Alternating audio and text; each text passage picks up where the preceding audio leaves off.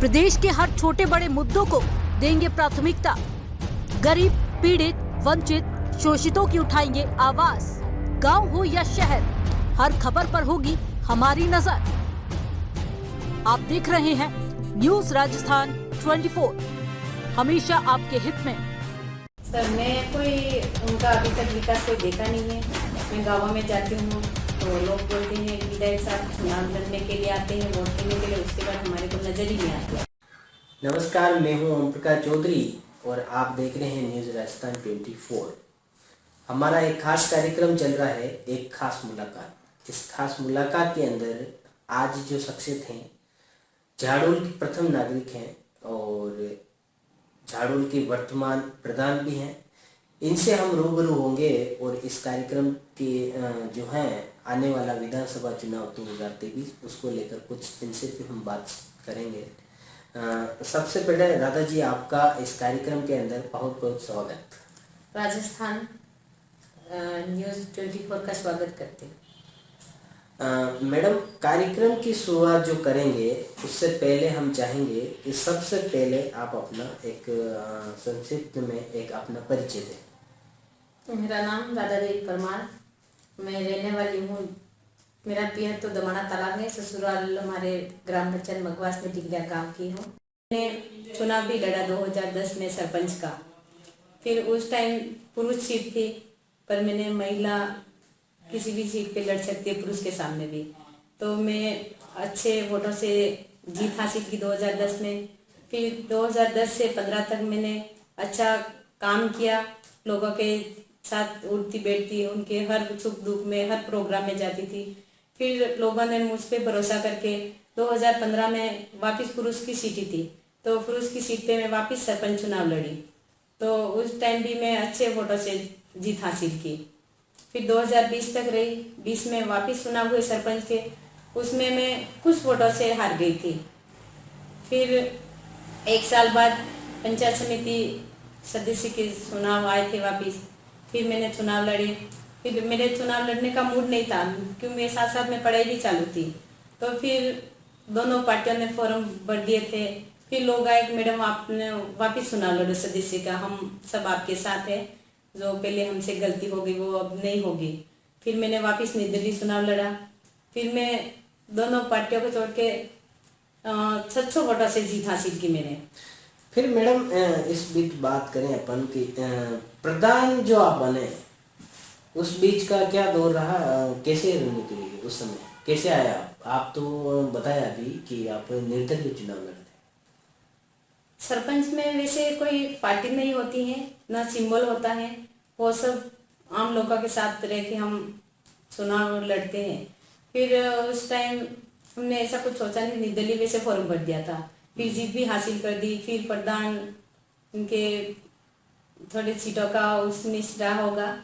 फिर मैं वैसे भी शुरू से हम कांग्रेस पार्टी से बिलोंग करते हैं, हमारा पियर पक्ष ससुराल पक्ष सब, तो फिर हमने समर्थन दिया। फिर मुझे उन्होंने पार्टी वालों ने भरोसा करके मेरे को प्रधान पद पे बिठाया और मैं अभी वर्तमान में प्रधान का काम कर रही हूँ। अभी भी लोगों के साथ अच्छा व्यवहार, अच्छे उनके सुख दुख, सामाजिक प्रोग्राम, राजनीतिक सब में जा रही हूँ, तो अभी भी लोगों से हमारा अच्छा व्यवहार है। और पार्टी ने भरोसा किया है तो मैं पार्टी के भरोसे खरे उतरने की कोशिश करूंगी और ऐसी कोई कभी बगावत नहीं करूंगी जो पार्टी ने भरोसा। अच्छा मैडम, जो बात करें विधानसभा चुनाव 2023 को लेकर, तो झाड़ोल के अलावा विधानसभा क्षेत्र के अंदर फलासिया भी है और कोटड़ा भी है, उस पे आप अपनी कैसी पकड़ मानते हैं? वैसे मैं प्रधान पद पे हूँ भी झाड़ोल में, पूरी झाड़ोल पंचायत समिति में मैं हर प्रोग्राम में जाती हूँ। फलासिया में राजनीतिक प्रोग्राम होते हैं, सामाजिक प्रोग्राम होते हैं, और कोटड़ा में भी ये हमारे रिलेटिव है, मैं हर प्रोग्राम में जाती हूँ, एक भी प्रोग्राम नहीं छोड़ती हुई। सामाजिक प्रोग्राम भी होते रहते हैं हमारे, और सर्व समाज में, हमारे आदिवासी समाज में ही नहीं, मैं सर्व समाज प्रोग्राम में जाती हूँ। तो हम सभी सर्व समाज से अच्छा व्यवहार भी है और हम पार्टी का काम भी करते हैं, तो ये मतलब अच्छा व्यवहार है मेरा सबसे, सर्व समाज से, तीनों पंचायत समितियों में। अच्छा मैडम, बात करें यहाँ से झाड़ोल विधानसभा चुनाव को लेकर, अभी सरगर्मियाँ तेज हैं और यहाँ की पार्टियाँ जो हैं, आपकी पार्टी, उसके अंदर एक सिस्टम हुआ था, उसके अंदर आपने अपनी दावेदारी भी पेश की और उस दावेदारी के अंदर 14 दावेदार हैं यहाँ से अपनी किस्मत आजमाइश कर रहे हैं। अब किसके भरोसे होगा, लेकिन उनमें से आप क्या मानते हैं, आपको कैसा लगता है कि आपको टिकट मिल जाएगा? देखो सर, टिकट मांगना तो सबका हक है, सब अपने अपने फॉर्म भरते अपने अपने, और अगर मुझे मिलता है तो मैं भरोसा दिलाती हूँ कि मैं, हमारी पार्टी में लोग कहते हैं कि आपकी पार्टी में गुटबाजी है, ये है वो, ऐसा मैं कोई गुटबाजी मानती नहीं हूँ। और अच्छा मैडम, यूं बात करें कि अगर आपको पार्टी टिकट दे देती है, झाड़ोल की जो विधानसभा क्षेत्र है उसके अंदर फलासिया भी है, कोटड़ा भी है और झाड़ोल भी है आपकी मुख्य प्राथमिकता में ऐसे 5 काम मेरे को गिनवाए कि ये काम मेरी, अगर मैं चुनाव में मुझे टिकट मिलता है और मैं चुनाव जीत जाती हूँ तो पहली प्राथमिकता में मेरे ये काम रहेंगे। मेरी पहली प्राथमिकता में, जाडोल में अभी तक कोई बालिका कॉलेज नहीं है, उसको खुलवाने का प्रयास करूंगी। और हमारा पालियाखेड़ा से पीपलबारा एरिया है, अभी तक उधर कोई कॉलेज नहीं है, वो दूर दूर से बालक बालिका सब जाडोल आते हैं। और हमारा पालियाखेड़ा से पीपलबारा एरिया है, अभी तक उधर कोई कॉलेज नहीं है, वो दूर दूर से बालक बालिका सब जाडोल आते हैं, तो उधर भी मैं कॉलेज खुलवाने का पूरा प्रयास करूंगी। और फलासिया में भी बालिका कॉलेज नहीं है, अभी कॉलेज है वो भी प्राइवेट है। और कोड्डा में अभी भी बहुत मूलभूत समस्या है, तो अभी तक बहुत सारे गांव है बिजली से वंचित हैं, रोडों से वंचित हैं, और उनकी ऐसी कोई रोजगार के सोर्सेज नहीं है जो लोग स्थानीय रोजगार प्राप्त कर सके। तो मेरा पूरा प्रयास रहेगा कि मेरे ये विधानसभा क्षेत्र में मैं विकास कार्यों के लिए, शिक्षा के लिए, अभी भी हमारा विधानसभा क्षेत्र पिछड़ा हुआ है, तो मेरा मूल काम ये रहेगा कि मैं सारे बच्चों को, मेरा प्रयास रहेगा कि मैं शिक्षा से जोड़ूं, रोजगार से जोड़ूं, और ऐसे कोई उद्योग को छोटे बड़े हमारे एरिया में खुलवाने का पूरा प्रयास करूंगी। अच्छा मैडम, बात करें कि आप राजनीति, आपका जीवन जो है उसके साथ साथ आप एक गृहिणी भी हैं, कैसे अपने बच्चों को समय देते हैं, घर के कामों में किस प्रकार से आप करते हैं और क्या शेड्यूल रहता है, थोड़ा उसके बारे में बताएं। वैसे तो मैं गृहिणी हूँ, मैंने राजनीति के साथ साथ मैंने पढ़ाई भी की, घर का काम भी करती हूँ, बच्चों को भी संभाला है। मैं सुबह जल्दी उठ के घर का काम करके आती हूँ, फिर मेरे सारे शेड्यूल से किस कार्यक्रम में जाना है, कहाँ जाना है, क्या काम है, सारे करके मैं वापस शाम को जाती हूँ, शाम को काम करती हूँ घर का। तो मैं अच्छे से पूरी जिम्मेदारी सब संभाल लेती हूँ।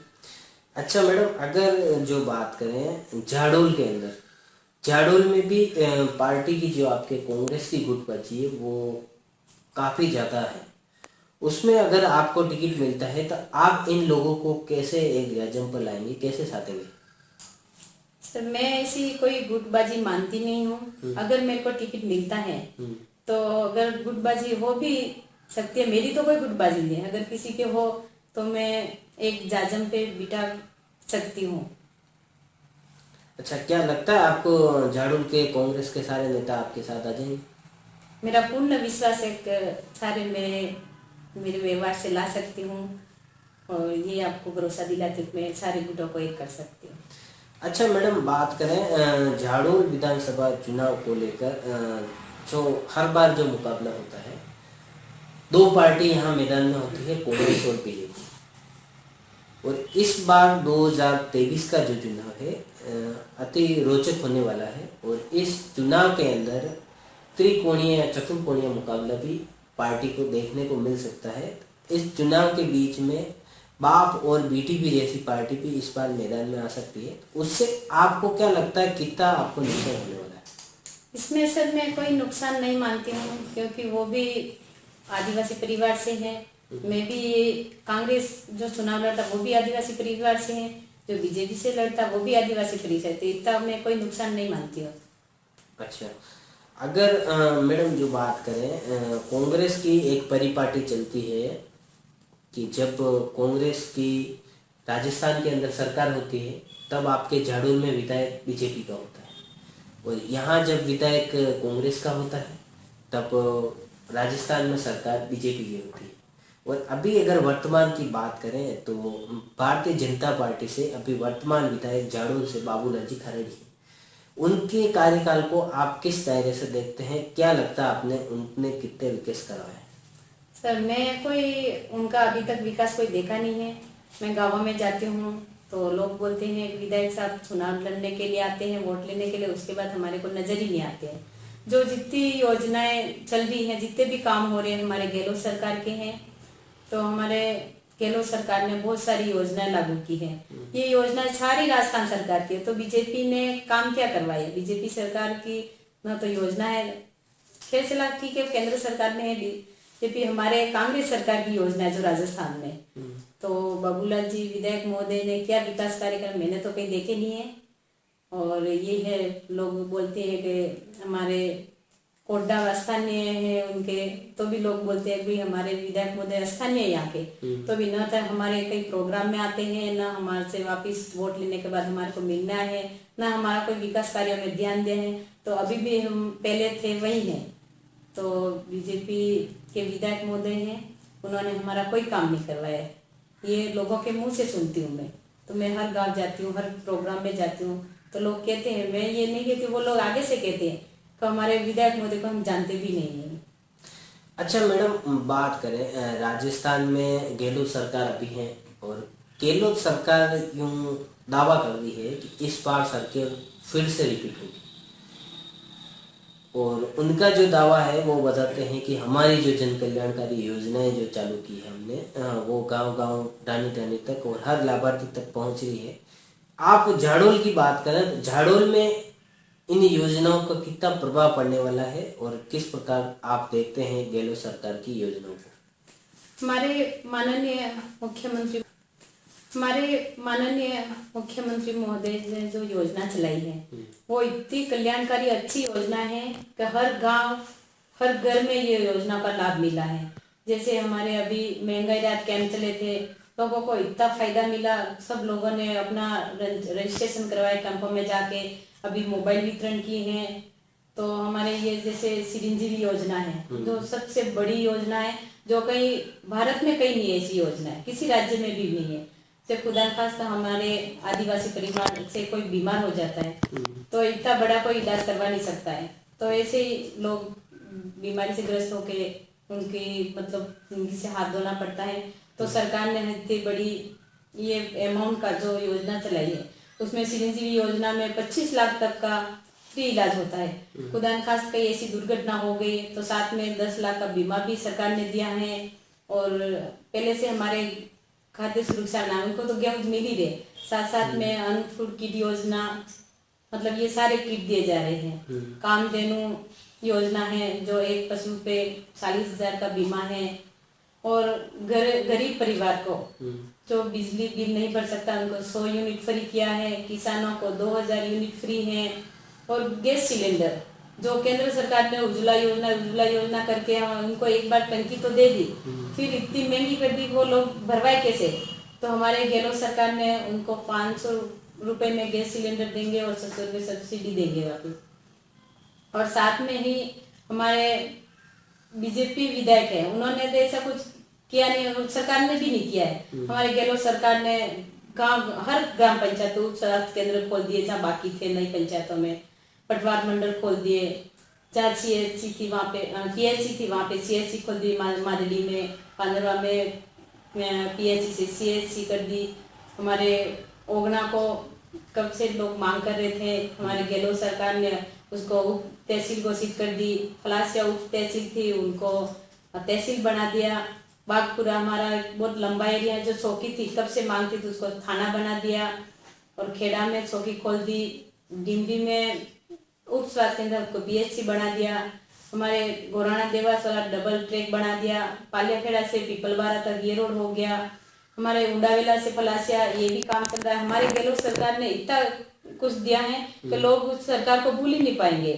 जो ये विधायक बीजेपी का होते हुए भी हमारी सरकार ने हमारे विधानसभा क्षेत्र जाडोल में इतने काम करवाए हैं। तो हर लोगों के मुंह से सुनती हूँ भाई इस बार तो वापस हमारी कांग्रेस सरकार आएगी। तो हम बीजेपी वाले खुद लोग बोल रहे हैं भी गहलोत ने बहुत काम करवाया है, इस बार तो हम भी वोट कांग्रेस को ही देंगे और ये सरकार आएगी तो हमारा विकास होगा। अच्छा मैडम, आपने इतनी सारी योजनाएं बताई और यहाँ गहलोत का आपने बताया, लेकिन अगर बात करें किसी कारण कांग्रेस आपका टिकट काट देती है, क्या आपको लगता है आप बगावत करेंगे? नहीं, मैं बगावत नहीं करूंगी। आला कमान जिसको भी टिकट देगी तो हम सब साथ रहेंगे और हम पूरा जोर करेंगे कि हमारा विधायक कांग्रेस से निकले।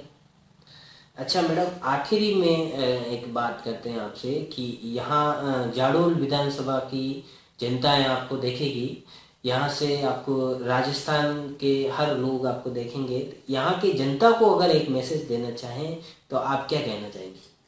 मैं जनता से हाथ जोड़कर निवेदन करना चाहूंगी, हमारे राजस्थान सरकार से इतनी 9 कल्याणकारी योजनाएं अच्छी से चलाई हैं जो किसी भी राज्य में नहीं है, अपने राजस्थान सरकार में है। अगर ये सरकार वापस नहीं आई कांग्रेस सरकार तो ये योजना भी बंद हो सकती हैं और हमारे गहलोत सरकार ने 2030 मिशन चला रखा है, उसमें भी और अच्छे सुधार होंगे और अच्छी योजनाएं चालू होगी और हमारे गरीब लोगों के लिए ये योजना बहुत फायदेमंद रहेंगी। तो मैं हाथ जोड़कर विनती करती हूँ सभी क्षेत्रवासियों से कि आप वापस कांग्रेस को वोट दे और कांग्रेस की सरकार बनाए तो अपनी योजनाएं सब चालू रहेगी। नहीं तो अगर बीजेपी सरकार है तो हम सारी योजना बंद कर देगी और हम बहुत पीछे चले जाएंगे वापस। अच्छा मैडम, आपने जो अपना अमूल्य समय दिया उसके लिए आपको बहुत बहुत धन्यवाद। सभी दर्शकों से निवेदन है कि ऐसे ही चुनावी कवरेज हम लगातार कर रहे हैं और विधानसभा चुनाव के अन्य प्रत्याशियों से भी आपको मिलाएंगे और यहाँ जो चुनाव होने वाले हैं उसका महा कवरेज भी आपको इसी चैनल के माध्यम से देखने को मिलेगा।